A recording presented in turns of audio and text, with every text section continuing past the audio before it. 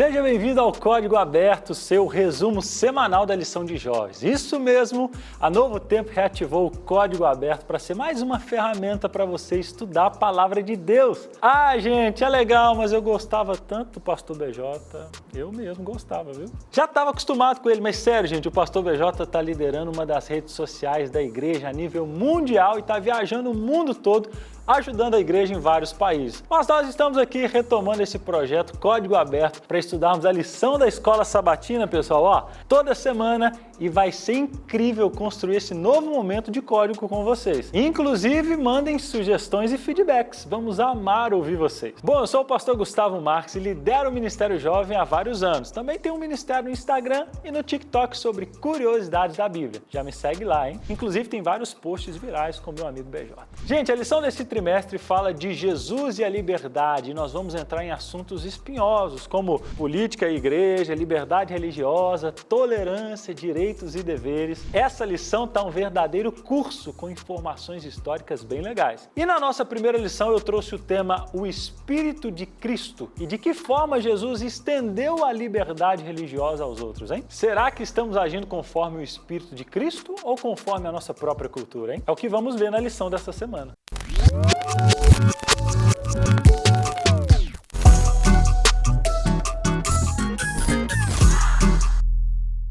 Em 313 d.C., o Edito de Milão marca o fim de 150 anos de intensa perseguição aos cristãos no Império Romano. Antes desse decreto, pessoal, eles eram perseguidos, multados e até sacrificados por se recusarem a adorar César. O Edito, ou seja, esse documento, garantiu finalmente a liberdade religiosa, mas infelizmente, em poucas décadas, durante o Império de Constantino, a igreja cristã fez uma aliança política e foi para o outro extremo, perdendo a sua essência para poder ganhar os favores do governo. E aí, pessoal, as ambições políticas e financeiras se chocaram com os princípios de Jesus. Os séculos se passaram e a falta de fidelidade, a busca por interesses próprios, atrelado à união de igreja e Estado, resultaram numa tirania religiosa como nunca visto lá na Idade Média. E há alguns séculos, a igreja se tornou o oposto do que Jesus ensinou para ser. Mas no século XVI surgiu a Reforma Protestante. Você já deve ter ouvido falar disso, né? E essa reforma tentou restaurar os fundamentos da liberdade religiosa. Essa movimentação tentou corrigir os erros do passado e trazer a igreja de volta aos ensinamentos originais de Jesus. Pessoal, os adventistas sempre defenderam a liberdade religiosa, respeitando o direito de escolha de cada um, ok? Jesus é o nosso exemplo, respeitando a liberdade individual, diferente do impulso até mesmo de alguns discípulos de forçar a submissão. Respeitar direitos, pessoal, é a chave. Agora imagine só você vivendo na época dos discípulos, cheio de lutas políticas e intolerância nacional. Assim como hoje, políticas e grupos competiam pelo poder. Os zelotes queriam liberdade, os discípulos, influenciados por esse clima, queriam até chamar fogo do céu para consumir os samaritanos. Doideira, né? Claro que Jesus os repreendeu. Isso porque, pessoal, Jesus nunca usou de intimidação. Sua missão não incluía destruição. Isso mostra que mesmo hoje precisamos repensar como a gente age em nome da religião. Quando somos rejeitados, Jesus nos diz para simplesmente sacudir a poeira dos pés e seguir em frente. A gente não precisa ficar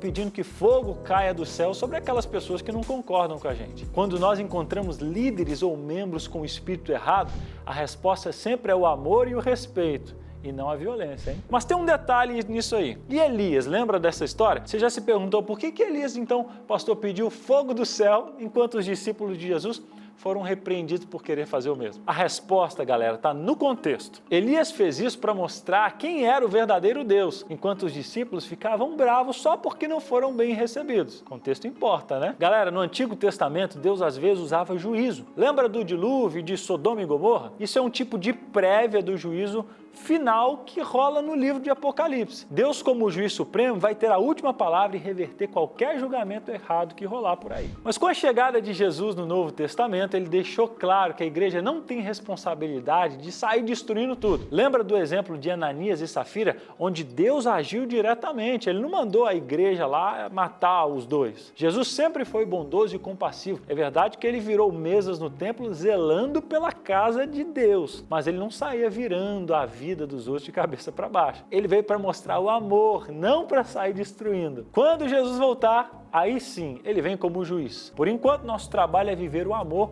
e não sair querendo queimar geral, hein? Jesus nunca feriu ninguém. E às vezes, rola juízo para corrigir essas paradas tortas que a gente vê por aí. Gente que precisa entender que ele vê o quadro completo. E isso inclui justiça e misericórdia. Se liga, hein? Entender esses assuntos é a chave para não sair daí querendo invocar fogo do céu. Bora viver o amor e deixar o juízo para quem realmente entende do assunto. Sabe, Jesus era bem diferente do que muita gente esperava. Ele sabia que ia passar por coisas difíceis, mas a galera não entendia. Enquanto os discípulos discutiam sobre poder e controle, Jesus estava na missão de abrir mão dessas coisas. E quando os discípulos estavam naquela vibe de querer ser o maior, o chefe lá junto com Jesus, Jesus deu um tapa na realidade chamando uma criança, lembra disso? Que na época era um tipo de... era o último da fila. Aí Jesus chamou e mostrou que quem serve as crianças está na mesma vibe que ele. Imagina só, querer ser o maior sendo amigo dos menores. Jesus queria ensinar isso. O esquema, pessoal, é que o Espírito de Jesus é totalmente o oposto do que o mundo prega. Ele chamou os discípulos a largarem suas ambições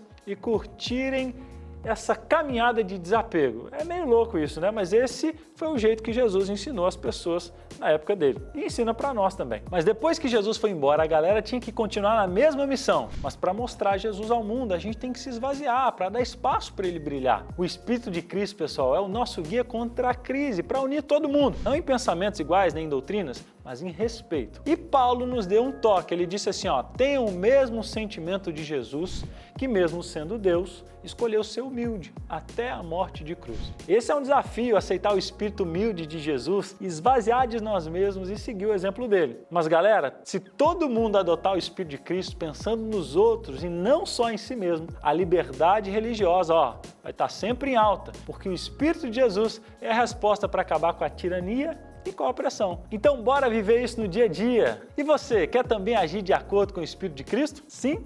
Eu também. E se você chegou até aqui nesse final, como um exercício, coloca aqui nos comentários, vivo pelo Espírito de Cristo. E não deixe de compartilhar esse vídeo com a galera lá da sua classe de jovens. Até a semana que vem e que Deus te abençoe.